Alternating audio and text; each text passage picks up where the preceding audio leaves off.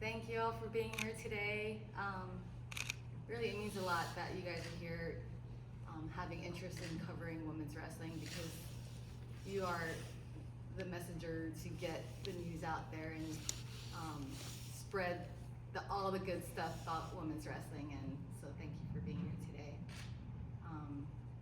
Really an exciting year. NCAA championships season starts this Saturday. So it's official. It's recognized as a championship sport, and we're like the whole country across from USA Wrestling and all the institutions and NCAA institutions are excited for this growth of where we're at, and hopefully it just continues to add more and more NCAA institutions at the D1 level. Just really want to thank the efforts from the NCWWC and formerly the WCWA, and the people behind the scenes in their work in advancing women's wrestling and making it an emerging sport to a championship sport status. Exciting times, you know, as the growth happens. The transition from NCWWC to NCAA is really, now we can only bring 10 to the national championships, right? Which is so many good things with the growth, but hard decisions along the way for our program, with 11 returning All-Americans and 2 of which are national champions. So really, they're battling every day in the room and just really earning their opportunity to hopefully be the one on the top of the podium come March 6th, 7th. We got 6 awesome freshmen that have been added to our program this year, and just really elevating our room in so many ways as far as challenging the room to be better each day. And they're just great people on and off the mat. I don't know, I think for us, our program is about for her. You know, you hear that a lot from our program, and it really is about the people who help our women's wrestling grow. It's about you guys here today. It's about the ones that pave the way for us, and our women fight for that, for things bigger than themselves in that regards. And really just happy to be here today, and I'll take your questions if you have any. And yeah, questions? Nyla Valencia has been somebody that's kind of snake bitten the last 2 off seasons with injury. Just curious, what have you seen from her this summer since getting back on the mat? What are your expectations and hopes for her this season, and just kind of what's the overall status of health in terms of the roster going into this year? Yeah, really exciting time for Nyla, right? She's been off for 2 years, and as far as being sidelined and injured, but nothing has really changed for her in the sense of how she does business. Like when she's off the mat rehabbing, she's working her butt off to be ready to go. You saw it after her first injury. She came off of that and stormed through last chance Olympic qualifier and U20s and Olympic trials, right? So it's no different. Her return to mat, it's an exciting time. I'm excited for her opportunity to have her very first college season, which is so bizarre to say, you know, and she is too, you know. For us, it's like we want to make sure that we are smart with her return to mat and competition side of things, because a healthy Nyla is a dangerous Nyla. So we're very excited for her return and excited for y'all to get to see her compete soon.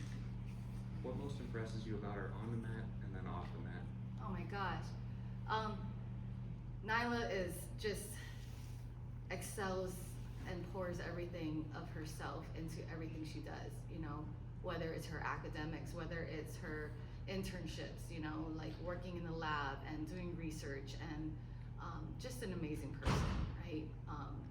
On the mat, she brings her teammates in, and they make each other better, and is always there for her teammates. I couldn't say anything other than she excels and succeeds in anything she like puts herself into. So you alluded to it in your opening statement, how the change to the NCAA is going to be really, really tough with the lineup decisions going down to 10 this year. How does that kind of change your season ahead when you make decisions on who's going to open tournaments, who's going to start in duels and things like that? I guess, does anything change, or how does that look for you guys in that kind of new era, I guess? No, yeah, you know, the great thing about where women's wrestling is we do have opportunities to go to open tournaments, like a lot of them, right? Like our schedule is primarily, like it's pretty half and half between duels and opens, but there's a lot of opens in there, so it does give a lot of our women opportunity to compete, right? And then when we do duels, it's not just a single duel, it's usually two, and then for her duels, there's 8 teams. So there'll be plenty of opportunities with our women to be able to compete. I think the harder thing is when it does come down to decision time, you know, the great thing about our sport is you go earn it on the mat, right? You show your work and you go earn what you get, so. You mentioned that freshman class for this year. What have you seen from them in practice that kind of excites you? And do they kind of remind you of last year's class where you had a few that were All-Americans? Yeah, no, they've jumped right in, and it really is, there's gonna be battles at certain weight classes that we have from our freshmen. Sorry, I'm trying to, yeah, I think our freshmen are, oh man, they're workers, you know, in the sense of, there's some that, you know, it's one of those things for coaches, like, which is harder, to try to motivate and push someone to do more, or to try to like rein them back from doing too much, right? And there's a good handful of our freshmen that we have to say, okay, that's enough, right? So they're just so eager, and that's just so ingrained in who they are. They just are soaking up, like, just wanting to get better.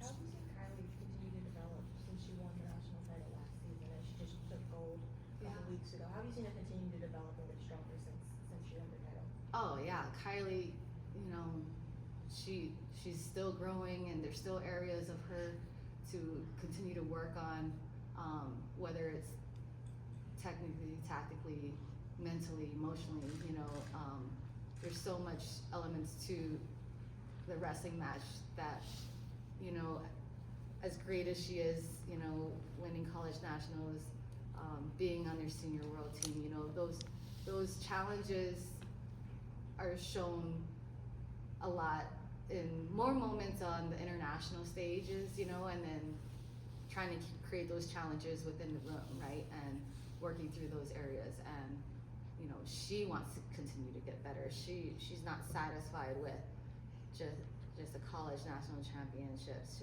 or a senior world bronze medal or U23 gold medal. She wants that consistent, I want to be at the top, eyes on LA in 2028. Yeah, she's just one that loves wrestling so much that she wants to get better, so she's gonna continue to grow and develop.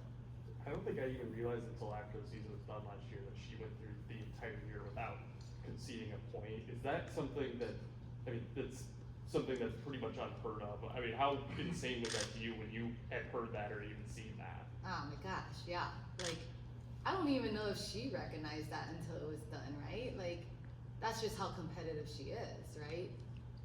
I mean, she conceded 4 points at the U23 World Championships. Pretty sure she's not happy about doing that either, you know, like giving those points up. But I think she just goes out there and just executes what she does best, and that's just the result of it. So I don't think she goes in thinking, I don't want to get scored on, you know, so. You talked a little bit about the freshmen. What has the experience been like coaching Libby Dix, a multi-sport athlete who, I think she said she'd done freestyle like once or twice before Fargo this summer. So what has that experience been like having her in the room full time? Yeah, I think for Libby, it really is just about getting better and growing, and she's always has a smile on her face when she's wrestling. And so that's fun because it's like you can utilize her athleticism that she has from being in different sports. But I think that's the greater thing is that she chose wrestling over all the other multi-sports that, you know, whether softball or track and field, you know, and it really was, you know, the love for the opportunity to continue to grow within wrestling and see where she can go from it. So you've talked obviously a lot over the last couple of years about growing the sport of women's wrestling and things of that nature. Watching someone like Kennedy, where you know you go back to the Olympics, everyone wants to talk about the suplex that she had, and then you see a lot of girls who I think post and even tag her and be like, look, I did something similar. Aw. Is that something that you've kind of like seen as like a point of like what Kennedy's been able to do in being able to not only win but also do it in an exciting manner, being a good thing for women's wrestling, kind of growing the sport in that way? Yeah, you know, it brings like you said, it brings excitement, right? It's like that wow factor. It's that element of like, holy cow, like someone just threw someone like over themselves onto their back, hopefully not head, and that's excites people to try to like execute that, right? So I think anytime you have someone who has the ability to spark interest in anyone, whether it's a young girl or just any other person, like doesn't matter age, gender, whatnot. Anytime you can get someone excited about women's wrestling, that's always a great thing. You know, one of the things we hear from Tom with the men's program, right, is they put together a really tough schedule every year, and then we look at your guys' schedule this year, and it's really similar, right? You guys parallel of how tough it is. You know, what goes into your decision-making process when you're putting that together and, you know, bringing in all that high level of competition, you know, all throughout the season? Yeah, great question. It really is. It's all about challenging, like our team, everyone on our team, our program, throughout the season, right? We don't wanna shy away from competition. You know, we wanna lean into it. We wanna see what areas we can continue to work on so we're better prepared for March 6th, 7th, right? And it's a little bit, I think, about like the growth of the sport, you know. You see that Oklahoma State's on the schedule, and you know, I might get asked like, why would you schedule a club team? You know, to me it makes sense. It's Oklahoma State, you know, and they've got great athletes on their student athletes on in their program, and so why wouldn't we challenge ourselves against a team like Oklahoma State? So, yeah, Missouri Valley Open is a beast of a open, and it's a nice one to kick off like the start of the season to kind of see where we're at. It doesn't, you know, all of this is just preparation for it at the end, right? On March 6th, 7th, right? There's not too many competitions where there's back-to-back weigh-ins or back-to-back days where you have to weigh in. And we know that Nationals is a 2-day tournament, right? You know, and the great thing is our women want to compete in that. They want to know where they're at the beginning of the season. And that's what I enjoy about this team is they want to continue to grow and learn. What do you have to say about Kennedy Blades, also a national champion last year, very similar to Welker in terms of some of the accolades she's received? Sorry, say it again. Yeah, no worries. What do you have to say about Kennedy Blades, also returning national champion to the program and very similar to Welker, but also different in terms of the honors she's earned recently? Yeah, no, I mean, when I can have like 2 back-to-back like super power, you know, like national champions, world medalists, and you know, Olympic medalists, you know, back-to-back on our lineup, that's always a great thing, you know. And you know, Kennedy brings a fun energy as far as the dynamic with the team when she's around, and she helps her teammates in other ways, you know. So they both, Kylie and Kennedy, both push each other in the room. We've had like match simulations the last few weeks, and it really was, you know, we put them together each other, and sometimes people are like, people will pay the price for admissions to come see them like scrap, right? So it really is, that's, having them two in the room together only helps each other elevate, right? In a room, in an environment when they're continuously trying to get better. One more question? It seems like there's always something new with the sport, new with your team each and every year. But speaking of your team, you have 2 new staff members after losing Hannah and Leandra this offseason. Just what has it been like integrating 2 new members to the coaching staff, to the overall staff as you get ready for the inaugural NCAA season? Yeah, no, Brandy's been great. Love her. She's been so helpful for me, and she's getting like introduced to our team, and she's got great experience. So I can't I love this part of it, right?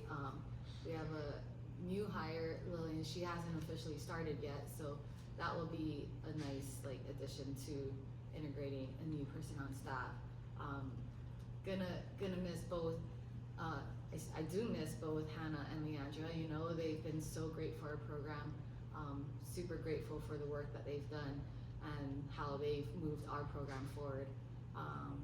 Yeah, with Lillian, it's gonna be a new move for her. She's not from Iowa, so it's introducing her everything Iowa when she gets on board. So that'll be fun. Really, it was work to get to where we are, you know.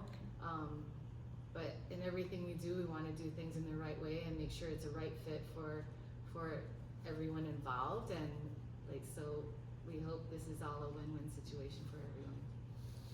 Thank you. Sam, I'll let you know the rest of your